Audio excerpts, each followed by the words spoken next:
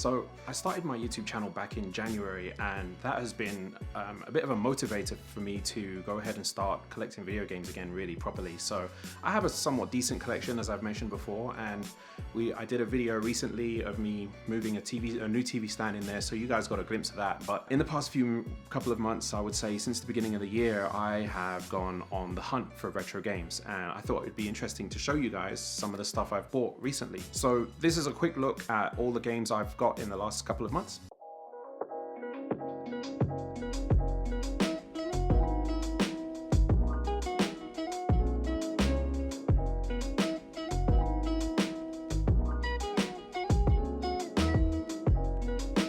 So Nintendo forms the core of my games collection. I collect all games really, or as much as I can, but Nintendo is the core of it, so I'm going to start with the Nintendo stuff. First thing on the list, had to get myself an American Nintendo. So I have actually bought a fair few American games since I got here, and there's no easy way to get them to work on a UK machine, if at all. I'm not really sure. So got myself an American NES, and I'm super happy about that because I have just about 120 NES games in here, and I haven't been able to test a single one. So the plan is at some point in the next couple of weeks, I'm going to do a video of me getting all these games out, testing them all out and showing you maybe some of my highlights. There's tons of games in here I've never even heard of before.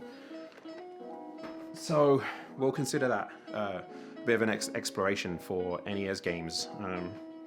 Alright, so let's keep it chronological, shall we? This is my first ever American Super Nintendo, and again, I'm super happy about this because I've basically not been able to play Super Nintendo since I bought here, not outside of you know, the virtual console and things like that.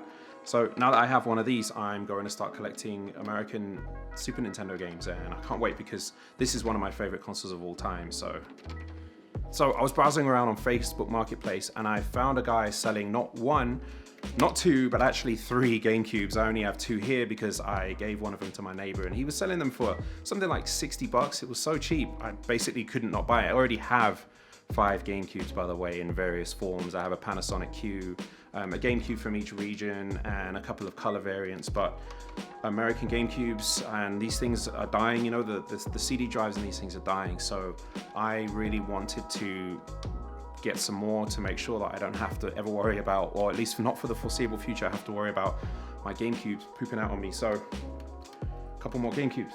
So this is the box to my original DS that I got way back in 2004 when it first came out, and I cracked it open the other day to have a quick look at it. I like to just browse around my old games, why not, right? And I realized it's not in here, which is kind of upsetting because if it's not in here, I actually just don't know where it is, and that kind of sucks. So went online and got myself a replacement, at least something to calm the nerves for now.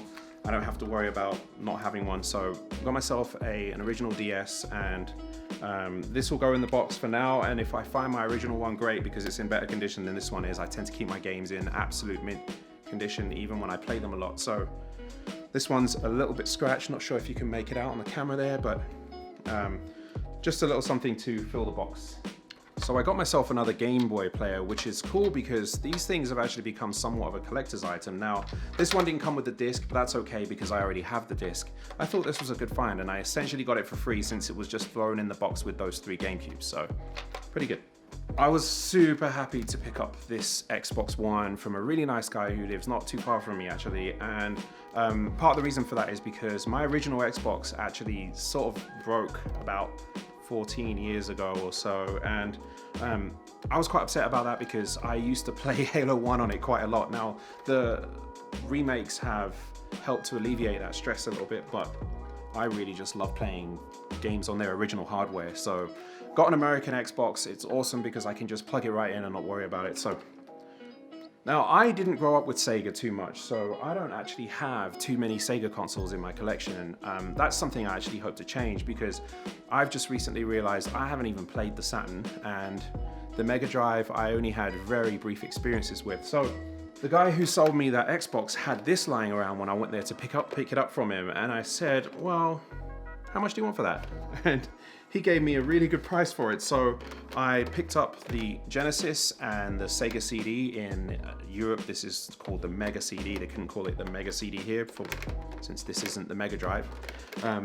And I'm super happy with this. It's so clean and it almost looks unused. It's such a clean machine, and I've never played the Sega CD ever. So that will be another video. I'm gonna get some games for it, and we're gonna do a video of me just maybe playing some of the best games on the machine, and I'll take recommendations if you guys have them. As I mentioned a few moments ago, I've never played the Sega Saturn, so I had to get one. And funnily enough, the same guy had one of these for sale too, so I basically just bought his entire console collection. I absolutely love the old school 3D games, you know, like I love PlayStation, I love the blocky graphics and the way that polygons slip around, the house music, and it was a time of exploration for game developers and gamers, so you know, everybody was learning at that point. So I'm super happy I've got myself a Sega Saturn. I've never even played any of the games on this, so I've been going online, hunting around for games for it. And here are a few that I came up with. So the collecting for Sega Saturn is super difficult because it's so expensive. So actually there are a few games that I was given for free from a friend in England. So I'm super grateful for that. He gave me Virtua Fighter 1 and 2. I got a copy of Sega Rally, and a guy locally from here was quite happy to give me, in a broken case unfortunately, a copy of Monk's TT Superbike and World Soccer. Neither of those two I'm particularly excited about playing, to be honest with you, but I'm really excited to try Virtua Fighter games. And so since Sega Saturn games are so expensive to buy in America, I found out that the Japanese games are a lot cheaper. So I ordered a few games from Japan, and these cost me no more than about $12 per game. In some cases they came with peripherals. So I got Nights into Dreams, widely regarded as one of the best games on the Saturn, if not the best game. Never played it, can't wait, we'll do that on video. I have Virtua Cop 1 and 2, and in fact this is how cheap games in Japan are. I actually got it with a boxed gun for, I think it was $35, super cheap, with shipping included and everything. So cannot wait to play these. I absolutely love light gun games. So I have a light gun on its way for the PlayStation, and I've got the light gun for the Saturn. I'm gonna play lots of light gun games soon, so you'll see that on the channel soon. Also got myself a copy of Daytona. I know that's a classic, I didn't need any recommendation there. And also on the topic of light gun games, one of my favorites of all time on the Dreamcast at least, House of the Dead. Now I played House of the Dead 2 a ton. Never played House of the Dead 1 outside of the arcade at least. And even in the arcades, I don't remember it being around for much. I didn't really go to the arcades that much, unfortunately. So I remember House of the Dead 2, I remember seeing that in the arcades, but House of the Dead 1 I've barely seen, and so I'm actually super happy to have it finally on console at home. So, alright guys, and I saved a little special treat for last. I went to Japan in January, and I thought it'd be a great opportunity for me to go and check out something cool, buy some cool video games. So many of you will recognize this. Of course, this is Zelda 2 on NES, but a lot of you may have never even seen this. This is essentially the same game. It is Zelda 2 for the Famicom disk system. And while I was there, I got Zelda 1 with it too. So the original Zelda and Zelda 2 on disk system. And these games were in the Famicom disk system, which at the time when I bought them, they looked cool. I couldn't not buy them, so I bought them. I didn't have one, so I got myself one of those too. This is a Famicom, which is essentially the Japanese version of the Nintendo NES, the original Nintendo. It's exactly the same internally, in terms of technology at least. It plays the same games. This is the console itself. It just was significantly smaller than the US one, which was made bigger to suit Western tastes apparently. And this piece below it is the disc system. So this plays the little yellow discs, and one of the benefits of it at the time was that it had expanded memory beyond the cartridges. So you would get better music and sound effects in those games, the ability to save directly to the cart. That was something that was quite rare back in those times. So I am really happy to have this. I've been wanting one of these for absolutely ever. So that's another thing, guys. If you're planning to buy retro video games, seriously give Japanese games a try. As long as they're not RPGs, if they're platformers, beat 'em ups and stuff like that, things that you don't need language for, buy the Japanese ones, because not only are they usually cheaper to get, but they're in such amazing condition. It often makes me wonder what these Japanese kids were doing with these things. Did they have them in bubble wrap between play sessions? They weren't kicked around the floor. They don't have Coke spilt on them and cornflakes hidden in them and all that stuff. They're in such good condition. The games, the discs, the consoles, everything. So I'm gonna do more about this in the future, but for now, I have one more thing that I bought, which I did to improve video signals. Now, anyone who likes to play a lot of retro games knows that it's a challenge to plug those consoles into modern televisions, or even if you're just plugging them into a CRT, it's often a challenge to get a good video feed from them. So I found something recently that will solve a lot of problems for me with the Sega machines that I've bought and the Nintendo consoles that I would love to play. So these are HD Retrovision cables. They are component cables, so they are high quality red, green, blue cables that can go into a lot of more modern CRT TVs, or when I say modern, obviously the later runs of CRT TVs, and you'll still find component inputs on a lot of modern HD TVs, so that's also another good way to get these consoles plugged into HD TVs.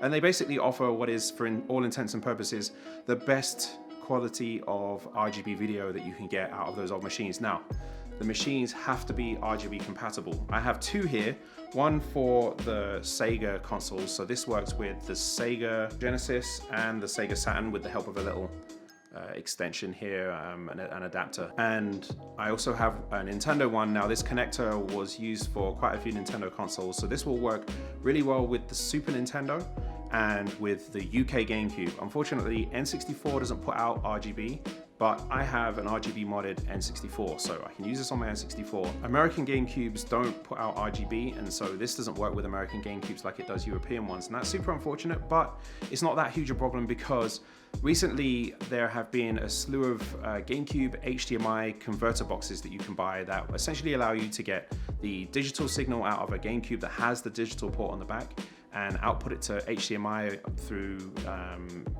a standard HDMI cable. So you can plug it into a modern television or into a capture device like I have behind me, and essentially get razor sharp, super clean footage from GameCube. So I'm not really too worried that these don't work, but these are amazing cables, guys. So if you want old Nintendo, Sega, I think they have a Sony one too, although doesn't take much modification because they were component leads for those consoles. These are a good way to go. I don't think I've bought that many retro games in such a short space of time ever before, so I'm super excited to have gotten all these US consoles. It basically means that my games room is now fully functional. When it comes to Nintendo, at least, I can now play from NES all the way up to the Switch with American consoles, American games, and they'll work. So I've been pretty much locked out of NES and SNES and most of my N64 collection for a long time. Now I have those consoles, I can start collecting some American stuff and it'll be awesome. All right, guys, that's all for today. Thank you very much for watching. I really appreciate it. If you could hit the subscribe, like the video, help me grow the channel, I really appreciate it. And I'll be doing lots more on all this stuff soon. So I'll catch you later. Thanks.